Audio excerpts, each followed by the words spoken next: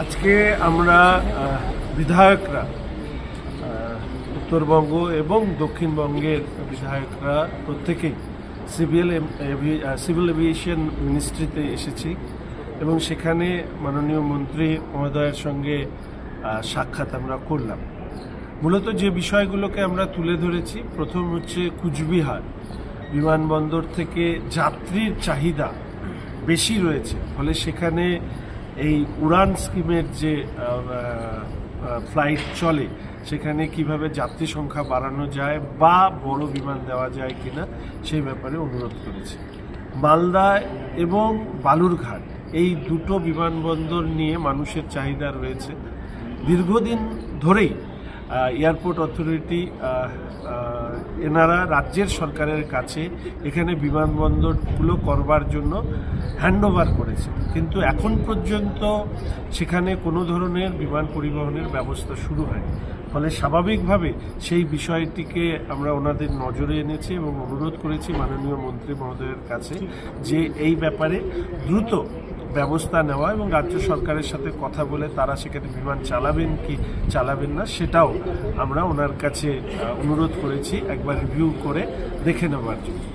আমাদের বাগডোগরা এয়ারপোর্ট এমনিতেই এই এয়ারপোর্ট অত্যন্ত বিশ্বমানের এয়ারপোর্ট হিসেবে তৈরি হচ্ছে, তার জন্য আমাদের এয়ারপোর্ট অথরিটি ডিপার্টমেন্টকে আমরা ধন্যবাদ জানিয়েছি। এ ব্যাপারে মাননীয় সাংসদ রাজু বিস্তা মহাশয় তার উদ্যোগও আমরা প্রত্যেকে জানি।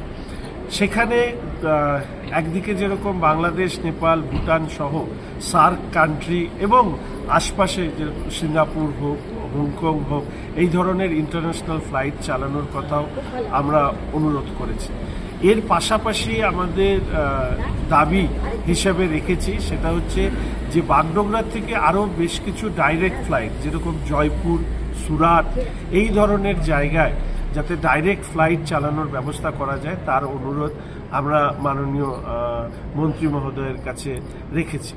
এবং আমাদের আন্ডাল বিমানবন্দর দুর্গাপুরে সেখানেও সুইচুড়া এখানেও কিন্তু আমরা আরও বেশি পরিকাঠামো এবং নন ফাংশনাল এয়ারপোর্টগুলোকে ফাংশনাল করবার অনুরোধ করেছি।